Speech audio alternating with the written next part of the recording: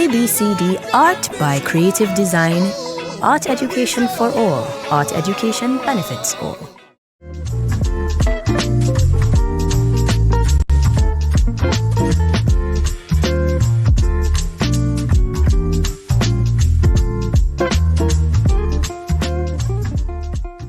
And a pleasant good afternoon to everyone. Welcome to our first Talking the Things session. And this is being brought to you by Art by Creative Design. Yes, and this is all part of our A.B.C.D virtual booth as part of the Caribbean Association of Principals of Secondary Schools, their 28th Biennial Conference. Yes, and their focus is on breaking barriers, transitioning beyond the norm. This afternoon, we have quite a panel, and we're going to be focusing on the arts in education. To help us through, I'm going to introduce our moderator for this afternoon session, Miss Deborah Matthews. Deborah Matthews has been a cultural worker in the field of theater for almost 20 years. She has worked alongside some of the most recognizable names in the local culture sector as an operations manager, graphic designer, creative arts facilitator trainer, marketing consultant, writer, and stage manager. She is also the founder of the 1990 Project, an undertaking geared towards cultivating conversations about Trinidad and Tobago's history of resistance and rebellion, and the ensuing collective trauma harbored in our living memory by using creative expression and applied theater as her tools of choice. Deborah holds a BA in Literatures in English and Theatre Arts and an MPhil in Cultural Studies. She currently lectures in Cultural Studies at the Faculty of Humanities and Education's Department for Literary Communications and Cultural Studies at the University of the West Indies, St. Augustine. Her research interests include ritual drama, kinesthetic memory in performance, festivals as artistic practice, and calypso as oral history. So you know, we will be in great hands this afternoon. So without further ado, we're going to go to our billboard, and when we come back, we'll be joined by Miss Deborah Matthews.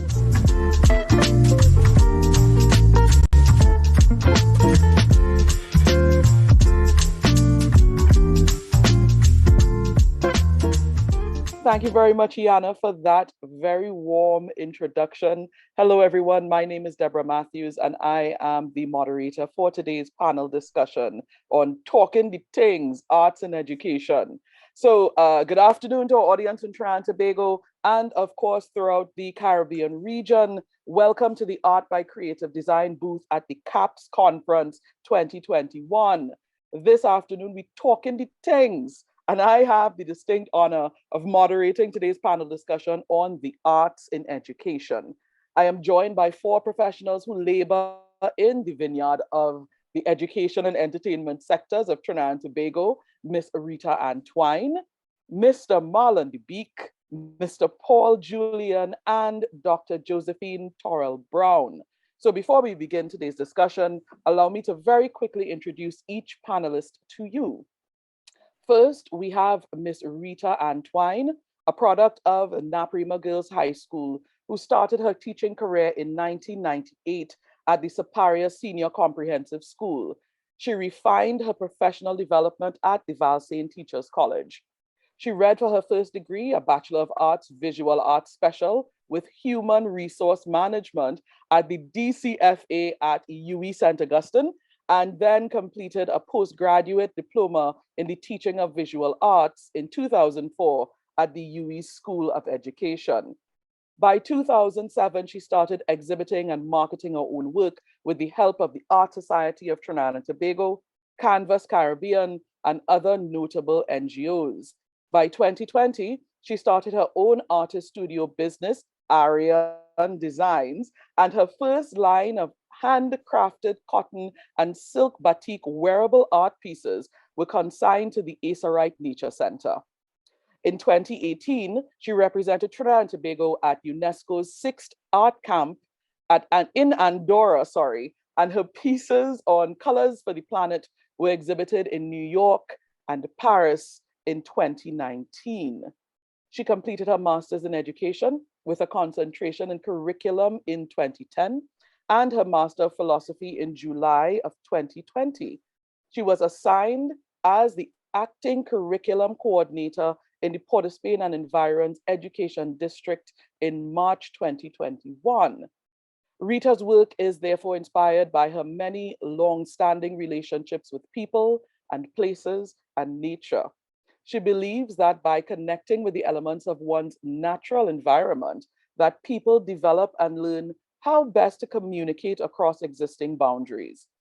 Please, ladies and gentlemen, use the emoticon function right below, right here on Zoom, and put your hands together and welcome to this virtual panel, Miss Reita Antoine. Reita, wave for the people now, thanks. Okay, so next, next allow me to introduce Mr. Marlon Bique, who has years and years of experience in production management, festival development, cultural diplomacy through international cultural exchanges, and the development of new audiences for the arts. He holds a Bachelor of Arts degree in Carnival Studies with a minor in Communication Studies, a practitioner certificate in drama and theater education, a certificate in transformational leadership in implementing sustainable development goals, and is currently pursuing a postgraduate diploma in international relations, all from the UE at St. Augustine. And in addition to this, he holds an MBA from the University of Bedfordshire in the United Kingdom. Marlon has performed internationally with Living Arts Inc. of New York while touring the UK, Eastern Europe, Australia, and New Zealand in the opera Porgy and Bess during the period 2005 to 2008. He is a two-time Cacique Award winner, and his stage roles include Judas in Jesus Christ Superstar, Gaston in Beauty and the Beast, Roger in the musical Rent, Jean Valjean in Les Miserables, and Don Jose in the opera Carmen. Ay, ay, ay. He is a former member of the Marionettes Chorale and the Trinity Tenors. At present, he's the CEO at the Naparima Bowl and the founder, creative director of MD Beyond, a cultural relations company which specializes in creative collaborative projects between artists and also facilitating cultural exchanges.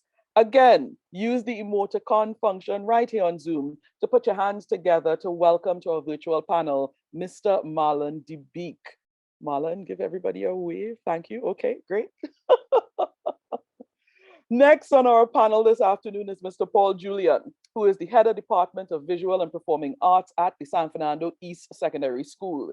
He's a part-time lecturer at the School of Education at the UE at St. Augustine, and he holds a Bachelor of Arts degree in Visual Arts and a postgraduate diploma in education, both from the UE St. Augustine and an MBA in Sustainable Energy Management from the Arthur Lockjack Global School of Business. He has 20 years of experience as a visual arts teacher and 15 years experience as an assistant examiner and table leader for the Caribbean Examination Council's Art and Design examination. Again, please use the emoticon function right here on Zoom to put your hands together and welcome to our panel, Mr. Paul Julien. And Mr. Julien, just give everybody a nice quick wave. Thank you. And lastly, but definitely not least, our fourth panelist this afternoon, Dr. Josephine Torrel-Brown. She is an educator, an advocate for the arts and culture, and she holds a teacher's diploma, a Bachelor of Arts in Musical Arts, and a Master of Philosophy and Cultural Studies, all from the UE at St. Augustine. Her doctorate, which was conferred by the University of Trinidad and Tobago, is also in Cultural Studies. She contributes to the education and cultural landscape of Trinidad and Tobago and the wider Caribbean region through training and arts adjudication, which includes service as the chief adjudicator for the international Soca Mona competition. Dr. Torrel-Brown has conducted critical action research using the arts as a vehicle to affect academic success among students and has also conducted numerous workshops and training incorporating strategies such as artists in schools, integrated arts, and the arts in education approach to teaching other curricular content using dance and drama, music, and visual arts as the vehicle.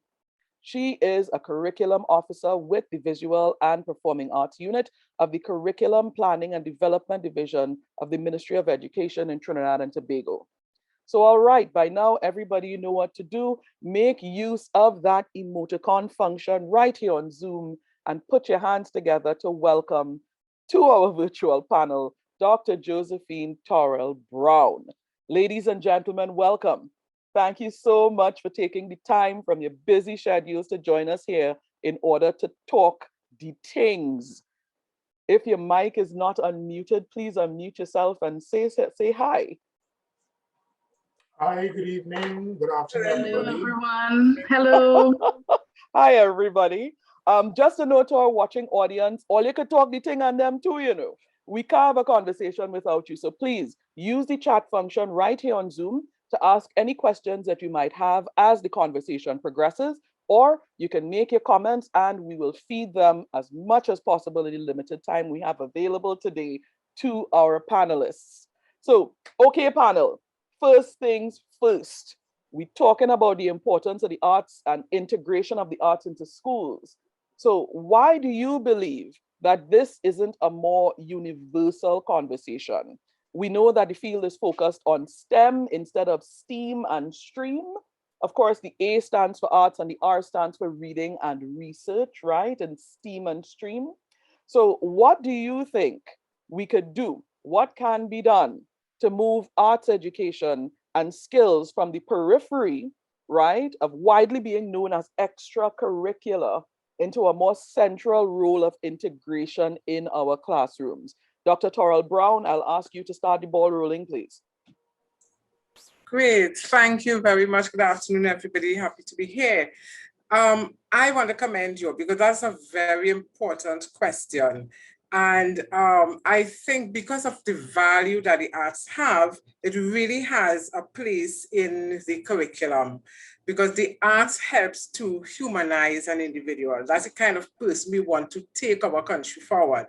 It's not only academic performance, but also the social skills. So what can we do to contribute to that?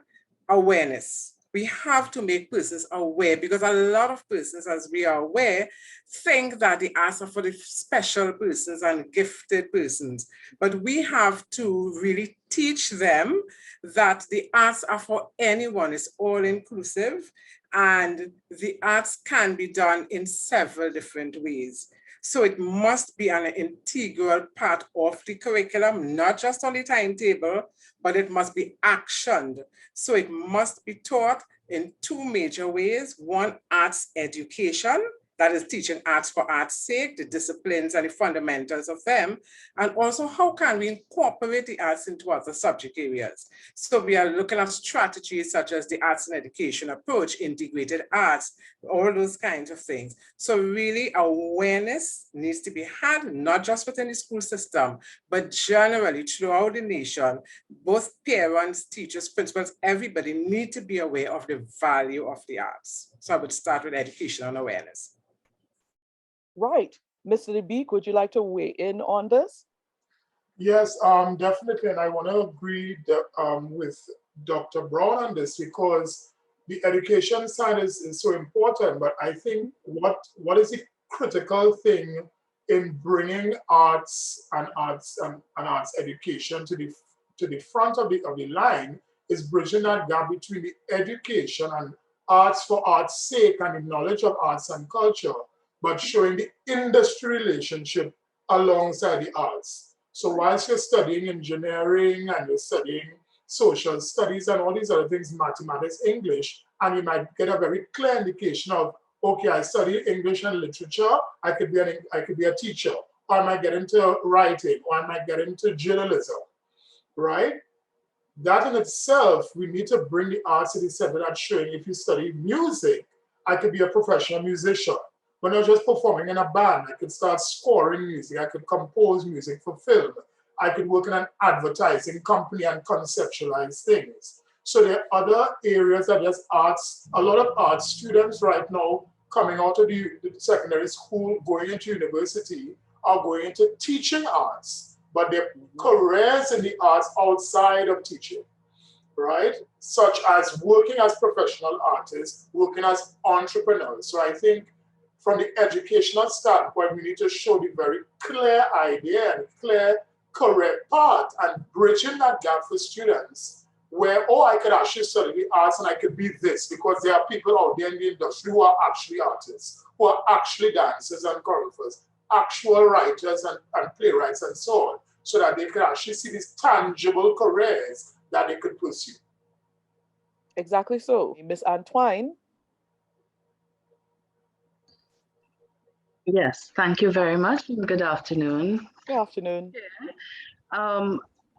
On the issue of what goes on in schools, Mr. Bique touched on it in terms of leveling the playing field. The arts bring democracy.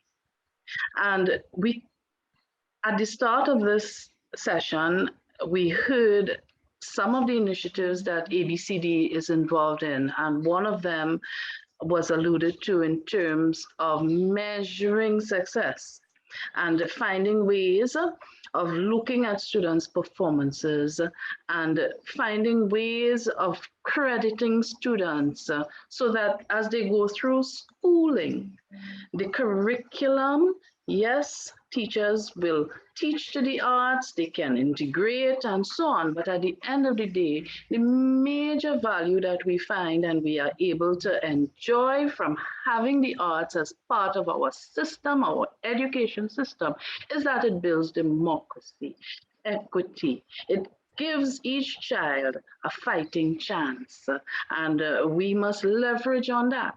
Today, we have students, were it not for the arts, would they have been able to cope with the last 10, 12 months of their school life? The visual arts, the digital media, the use of apps, all of which are founded on the arts. So, Mr. Bique and Dr. Torrel-Brown, your point is extended in terms of what we do in schools, what we should be leveraging on to bring about democracy in schools. Thank you. Great. So we're about using the arts to level the playing field. We saw, like Miss Antoine has mentioned, over the past year and a bit, with school being online, that we've seen students have to take a very, very hard look of the way they receive their education, as well as teachers having to rely upon skills that we in the arts know all too well in order to teach, right? So arts leveling the playing field, right? Making a connection with the industry, yeah? And using a two-pronged approach, bringing awareness of the arts in schools, teaching arts for art's sake, as well as using the arts as a means of integrating into the classroom. I think we have Mr. Julien again. Mr. Julien, are you there? Yes. Great. Lend your voice to the conversation, please. First of all, I want to say good afternoon to the esteemed panel, Reita, Mr. Bique, all names I've heard before, people who are doing tremendous things, the esteemed doctor as well, Yana and Deborah, good afternoon. Hi. Well, I want to just weigh in a bit on this whole idea of arts integration, because I think that we have to find a way, given the opportunity, to reset, or press the reset button on our education system based on our last consultation there, as well as the new normal we are in. We're going to go for a short break and we'll come right back into the discussion. We're on a mission to encourage everyone to dream, create, and achieve. We believe.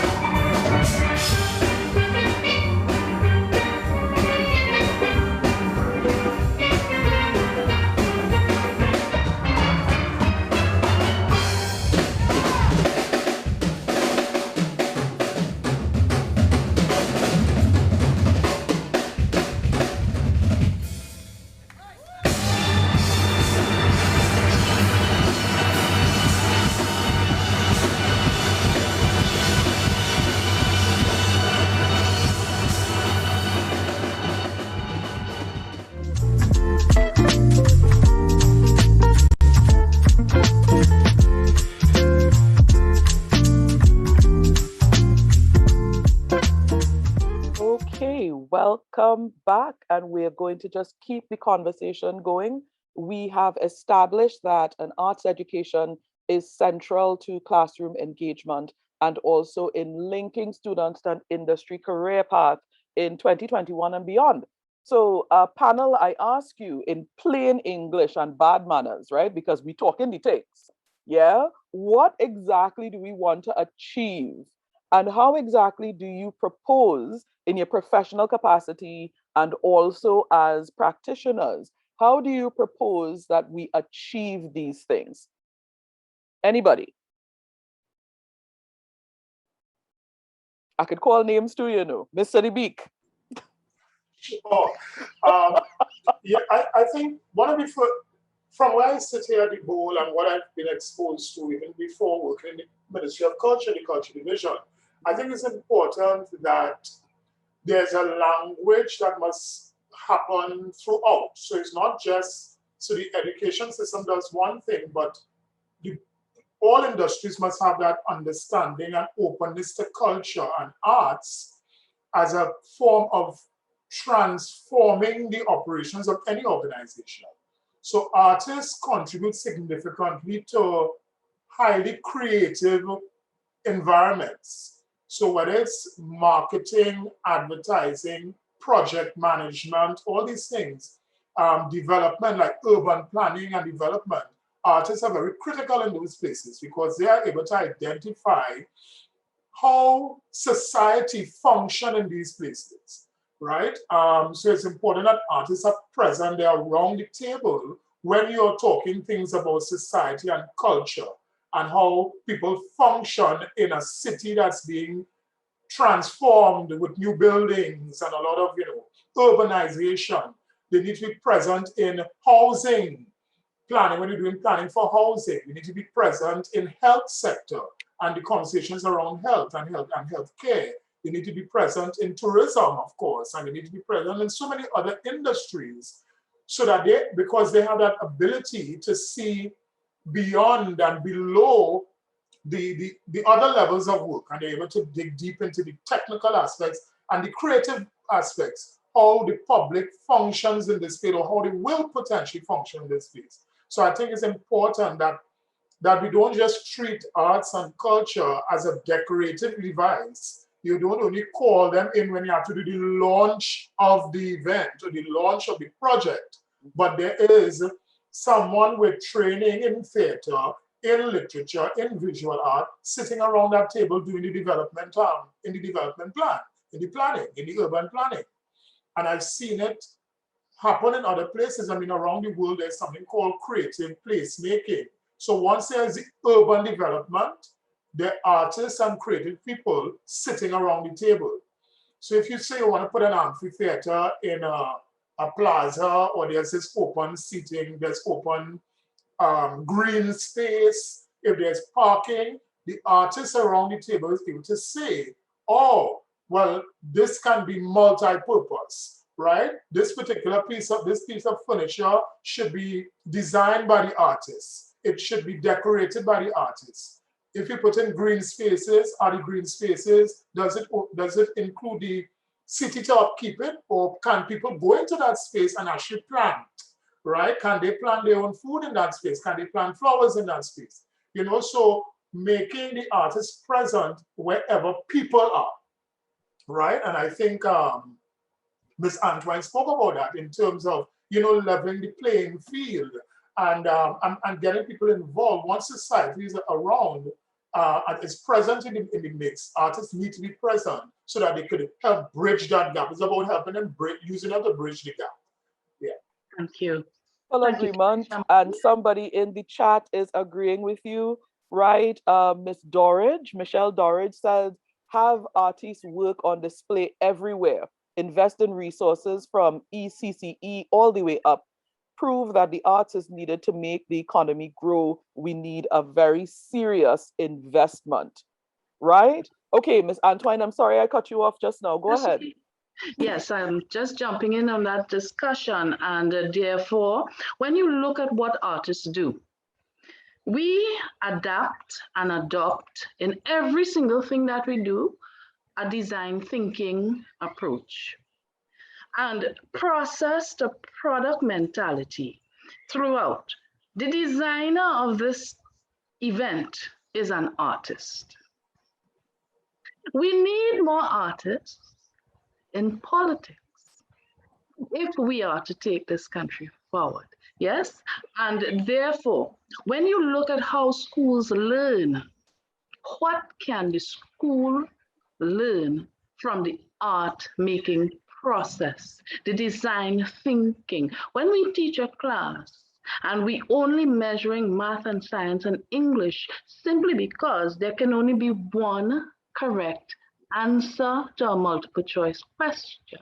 But when we bring in the arts, we move from the lower order thinking skills to a more higher order thinking. So therefore, we begin to engage our students to synthesize, to evaluate, to make judgments. So in terms of arts in schools, arts education in schools, we need to improve on how we measure what we do and understand the value of the arts in schools, not just there as a decorative feature. You don't call the art teacher when it's graduation to make table center pieces.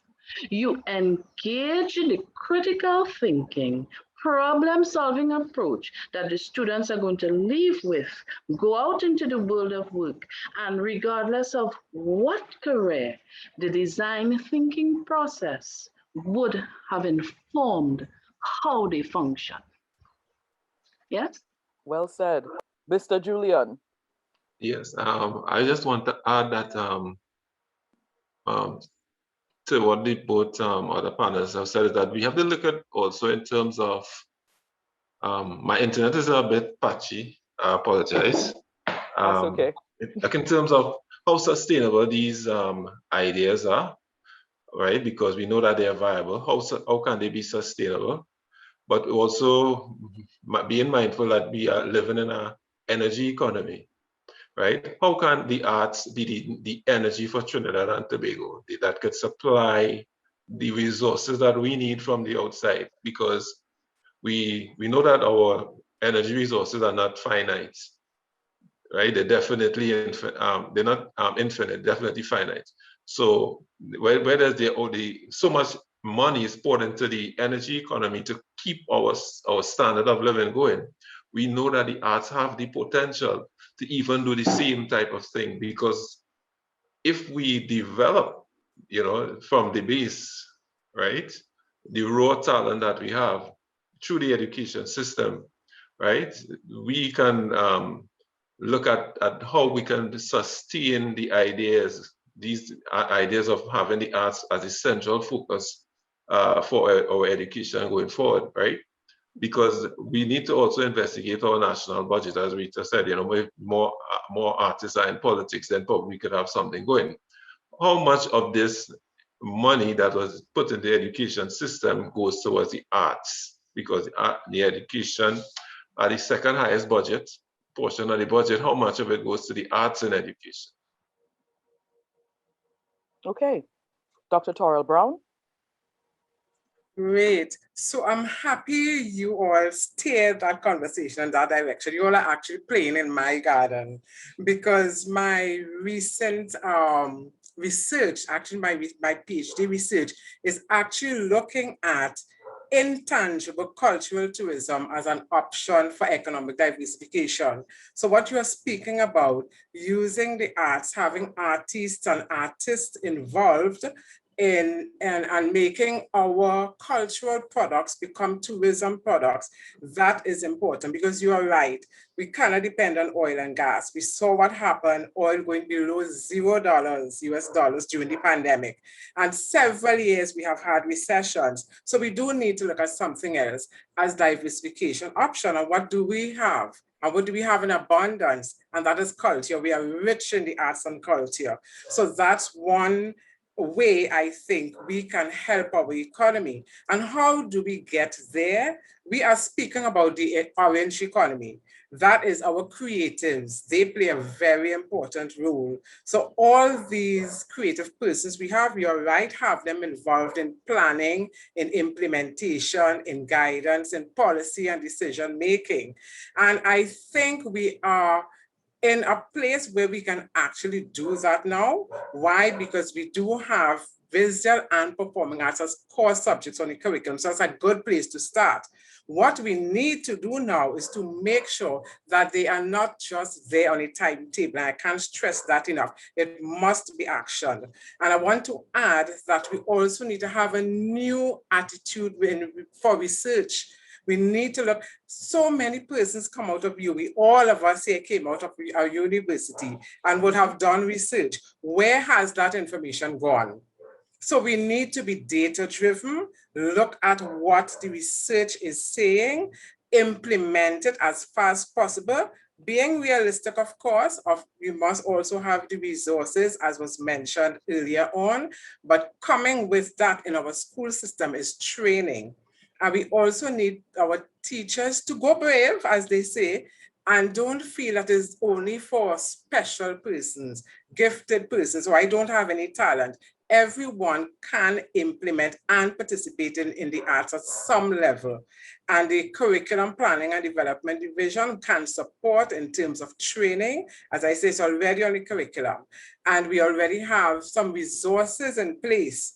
For example, we have the Pan in the Classroom program that puts steel pans in schools. So that's a start. And that has been transformed into the multicultural music program unit, where we do have peripatetic teachers going and teaching music in schools.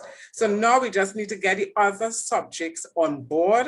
But again, we need a whole staff approach where all teachers, administration, etc., sees the big picture, how the arts can help to transform lives, not just academic performance, but social, emotional, spiritual, etc. That's my contribution. Well, thank you very much. And I'm going to piggyback on that last comment that Dr. Torrel-Brown made in terms of bringing teachers and administrators into, giving them some buy-in here, right?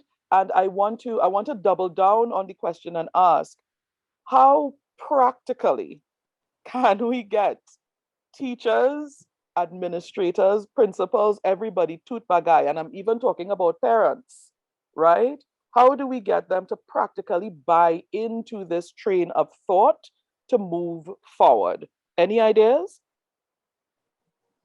Well, Debbie, I mean, I have a question. I'm not an educator in that sense. I guess I contribute to the chain in terms of education, but my question is there, and I've gotten feedback from colleagues of mine who are teachers, friends of mine who are teachers, is there that general sense of respect across the board in terms of teachers in schools, the value of a maths teacher, of a physics teacher, of a biology teacher, of a literature teacher, that they are valued the same way, or the visual art, the performing arts teacher, the visual arts teacher is valued the same way as them. So that from the system of education and the community of teachers, is there a level of value across? Because if students in the school population only see the visual arts teacher or the dance teacher, the theater teacher, as the teacher who could only do that and teach them children, right? Right? If they could only see that, how are we going to bridge that? How are we going to bring that conversation together? Because if the maths teacher is celebrated more and the physics teacher is celebrated more, and the achievements of those teachers in terms of the passes in their classes, who get any scholarships and so on, if that's celebrated more than what the achievement of a visual arts student or a dance student, then we have to question that. So it's about value, and value across the whole teacher population, that every teacher sees, you're a professional in this field. You're a professional music teacher. You're a professional theater arts teacher. And you're a professional maths teacher, right? So that they all could sit around a table in an urban planning something. They could all sit and consult for a minister because they're all professionals in their fields. So teachers, so my question is there that level of appreciation and recognition of the profession of teaching the arts, as same as the profession of teaching physics or any other subject? I think it needs to start from there as well. Agreed. Does any other panelist want to weigh in on what Mr. Bique has just said? Well, from my perspective, we have to work harder sometimes to prove ourselves. And I believe that every art teacher should be a practitioner, because I'm not going to a doctor who is not practicing surgery. I'm not going to a doctor or a dentist who is not dealing with the act and the art of dental work. So as an art teacher, out of necessity, one, and secondly, out of more sort of wrangling with who I am really. Am I a teacher or am I an artist? And weighing that over the years, I've come to realize that perhaps I'm sometimes more of an artist than an educator, and making the choice to practice alongside my professional work in the Caribbean, in the community, it really, it really begs that question. How do we change that? What is it? It calls for a paradigm shift in the way we treat professionals in this country. And I must say, being an artist, I decided that you have to market yourself, you have to market your work. And unfortunately, it was only when I sold my first piece of work as an artist that I felt I was an artist. That's so unfortunate. It took me years to realize that, listen, the validation comes from your passion, your hard work, and self-respect for what you do is more important. However, you can't take self-respect and go to Massey. So we do need a paradigm shift in terms of how we view arts education for the entire student population, not just at primary, not just at secondary, at the tertiary level. How do we bring the arts up in terms of tertiary education and professionalizing the thing, talking the thing. Talking the things, right. So I'm going to stick a pin right there, right? And we're going to go for a quick break, and we're going to come straight back in to hear from Dr. Torrel-Brown and Mr. Julien on this same point, okay? So to the break and then back.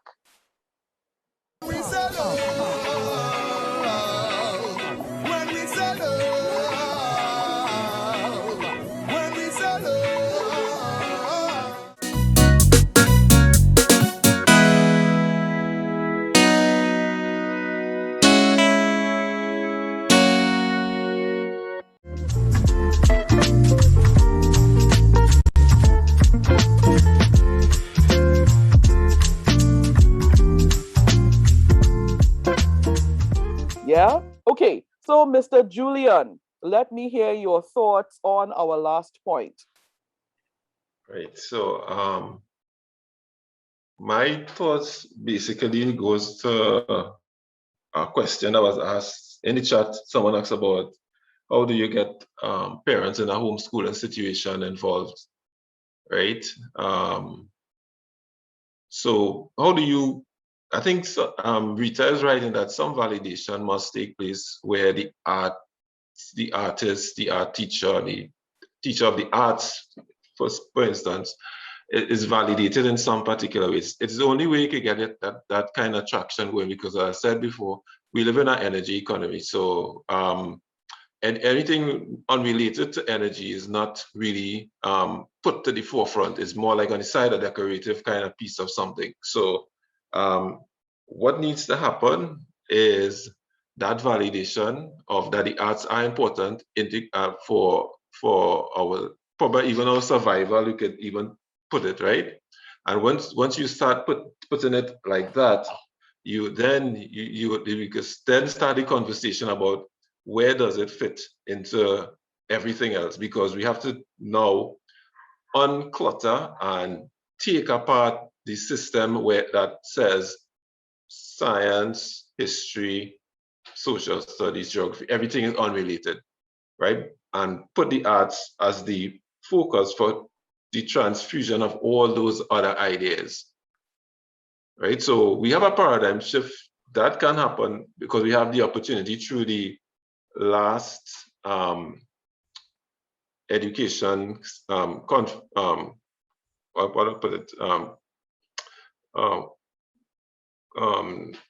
conference on education, right? As well as we have this new normal that we're in. So we have an opportunity. We have to make use of the opportunity to change what it is that we are saying that art contributes to our survival per se, right? So because it's really difficult as an artist to survive without validation. No one will take on your film. No one will look at your painting. No one will look at your play, except it's validated. And you cannot be validated in a small group to be important.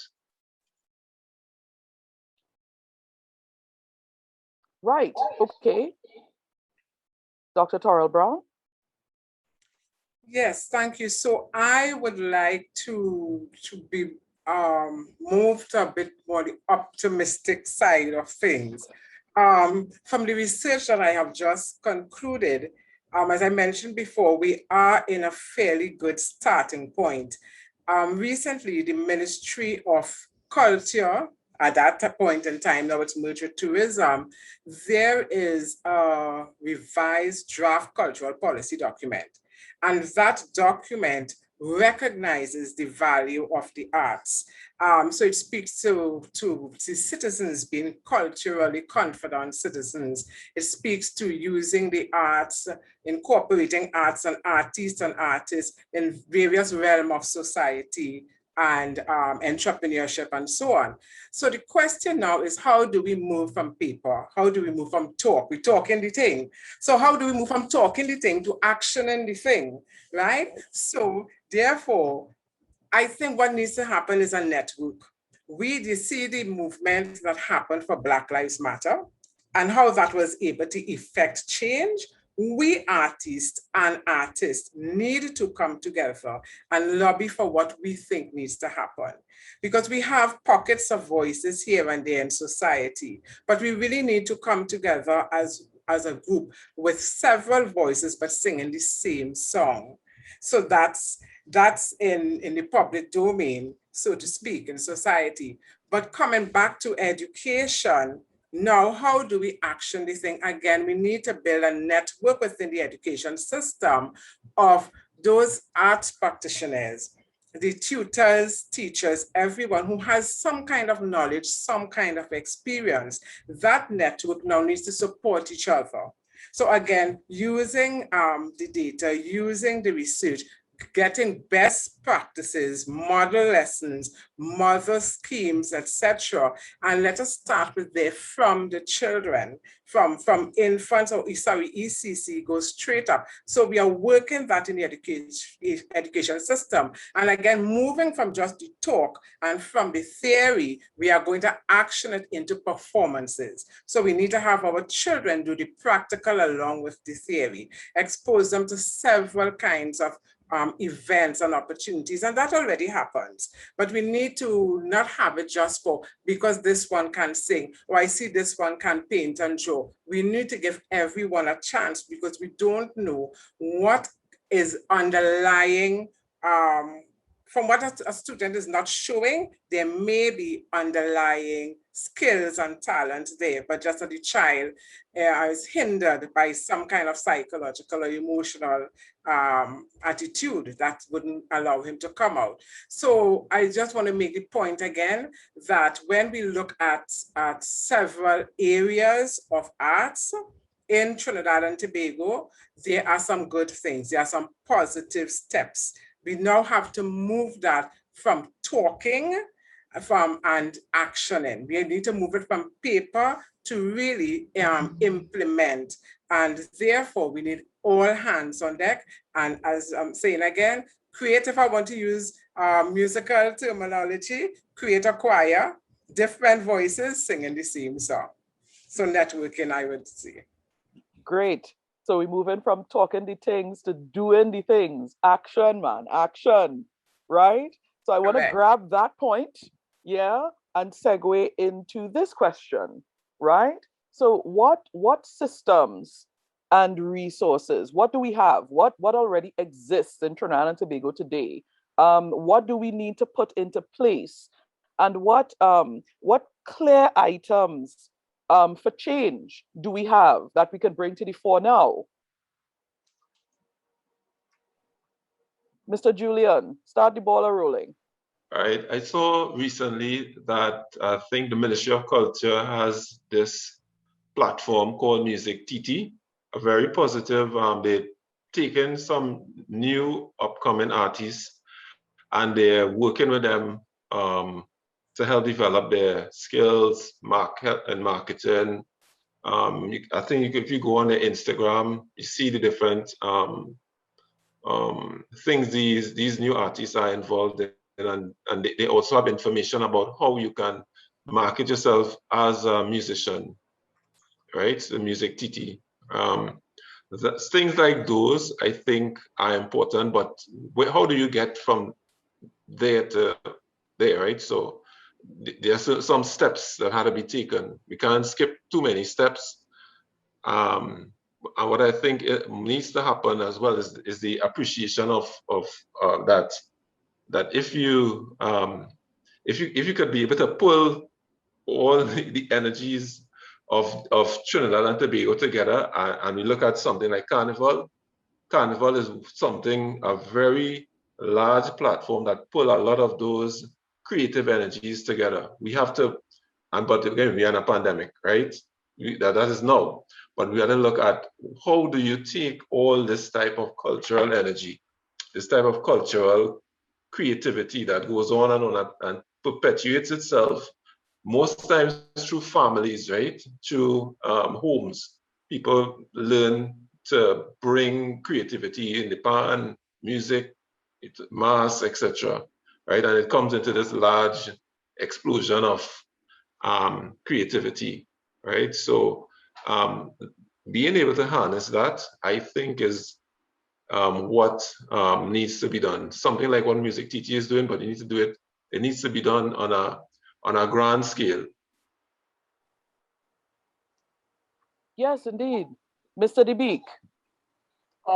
I want to chime in on Mr. Julien's last point, but even before that, Dr. Brown's point. In terms of I think the systems, there are some systems that are in place, and I agree with that, there are some good things happening, because, for example, here where I am at Napuma Bowl, the big career that you see yourself in working in the theater is as a theater technician.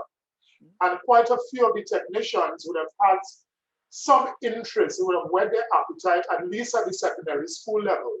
Even if it wasn't in their school, it would have been at that time in their life. So whether they're working in a production, they have a friend who's involved in a choir or Best Village, that sort of thing, it would have whet their appetite that, oh, I could actually be involved in the arts in some way. And then secondly, oh, I could actually do theater or technical theater in the arts, I could do lighting, I could do costume design. And then they explore that further through the school or through some organization, some performing arts group, some arts organization, and then they could go to UE, right?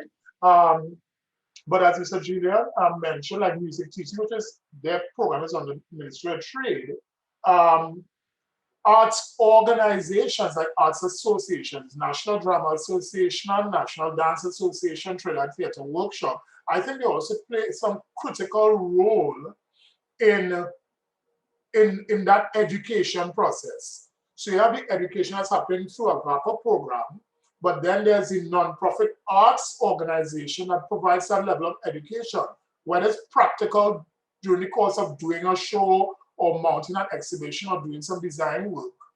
You get that education process that inside there as well.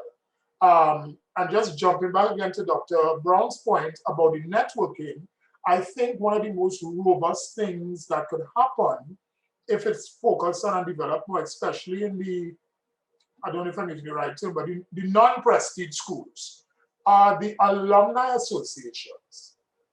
And I think wherever successful artists are, they need to tap back and go back to those schools, because it's so important for a student, an art student, to see the people who work in the industry, right? So we all see a Kirsten, a Marshall, and so on, but they're kind of far removed.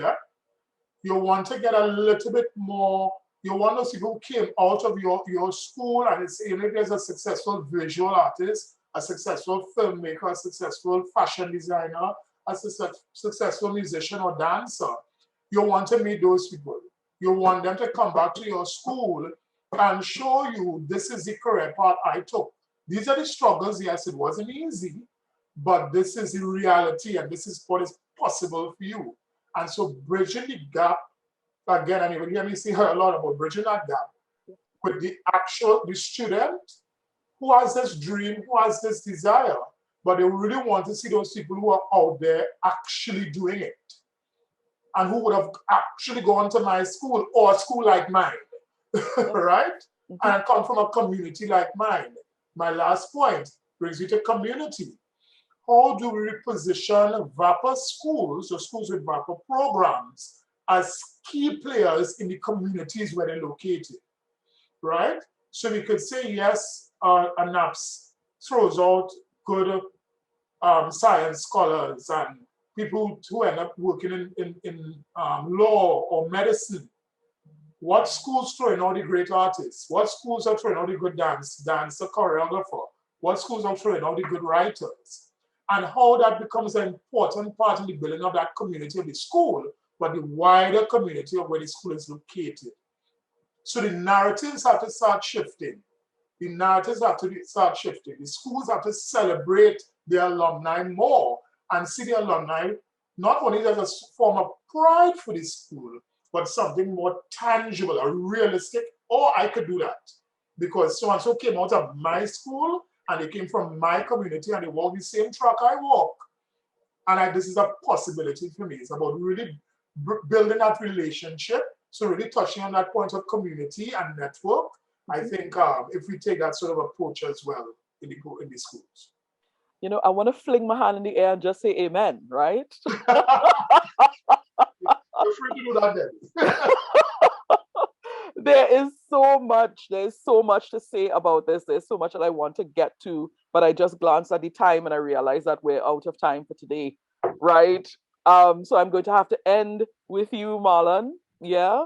Don't forget to visit the A.B.C.D website. That is www.artbycreativedesign.org, right? And follow us, Art by Creative Design, on Instagram and on Facebook, talking the Tings. So thank you very much to our panelists, Dr. Josephine Torrel-Brown, Mr. Marlon Bique, Mr. Paul Julien, and Miss Reita Antoine. Thank you so much, everybody. Yeah. And everybody, please take care and continue doing what you have to do to remain safe and healthy in the middle of this pandemic. All right? Take care.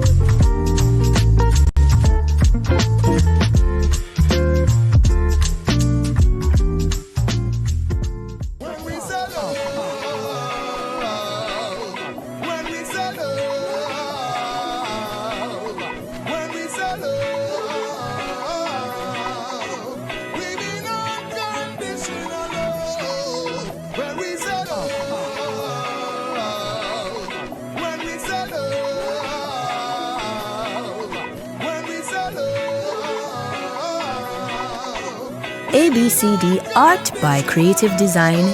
Art education for all. Art education benefits all.